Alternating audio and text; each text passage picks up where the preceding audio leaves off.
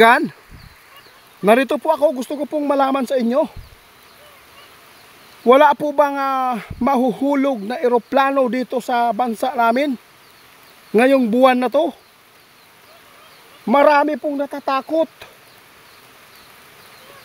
Oo, kaya lubos-lubusin ko na lang po hanggat nandito po ako ngayon sa bundok. Kasi maraming natatakot ngayon sa eroplano na sumakay, kaibigan, dahil sa dami pong namatay. Mahigit 200 na mga tao namatay po doon sa India ngayon. Kaya marami po nag-request ngayon kung wala po ba kayong impormasyon na nakikita na mayroong eroplano na naman po na mahuhulog ngayong buwan na to.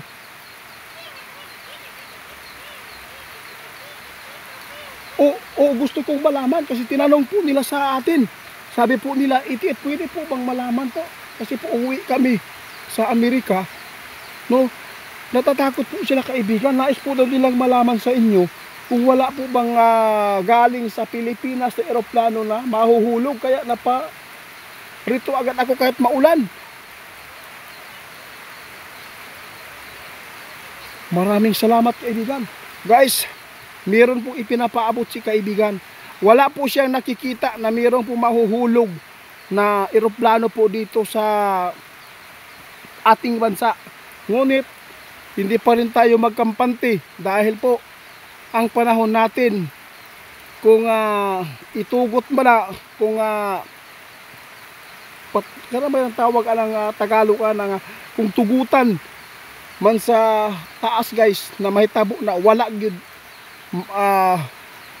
magawa ang ating mga kaibigan. Yun po ang sabi nila. Kaya ngayon, maghanda pa rin tayo at mag-ingat.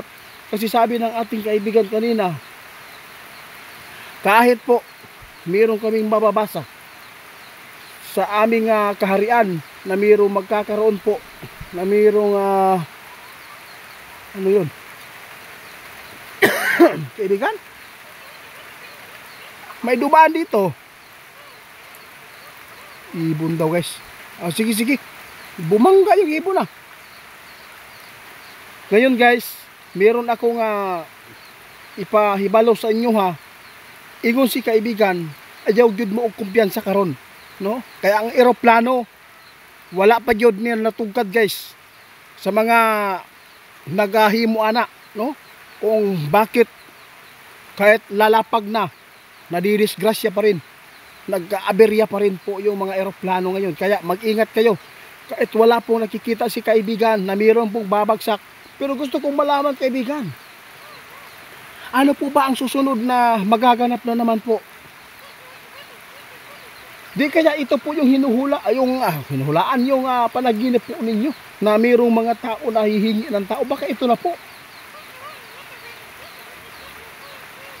Sabi ng ating kaibigan, guys, itiit, hindi pa yan. Mayroon pang malala. Ibig sabihin ito, mayroon pang kasunod dito, kaibigan. Pero hindi eroplano. Dili daw ni eroplano, guys. Pero mag-amping gapon pang tanan. No, kay ingon si kaibigan, bisan pa man og na impormasyon nga wala na nakita niya na naay moabot nga trahedya. Kung itugot man sa panahon, lalo na yung kalikasan ay hindi na po maganda, siguro ay maniningil na dahil po sa kagagawan din po ng mga tao. Kaya ito po ang nagaganap. Noong bata pa tayo, guys, minsan lang po tayo makarinig na mayroon po mga eroplano na laging babagsak. Wala.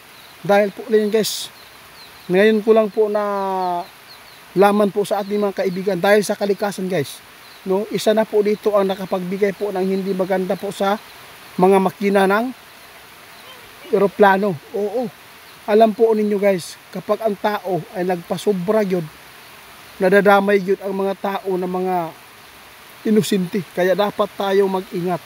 Kaya nagpapasalamat po tayo lagi kay kaibigan dahil lagi po siyang nandyan, no? Ipinapaabot. Lalo na ngayon, wala naman po siyang nakitang eroplano na babagsak ngayong buwan na to. Lalo na sa ating bansa, wala daw mahuhulog, guys. Ngunit hindi po tayo magpakampante dahil po meron pa rin yan kasunod sa trahedyang ito.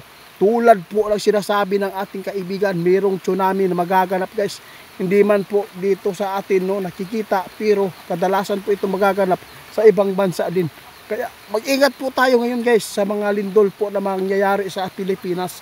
Hanggang dito na lang muna.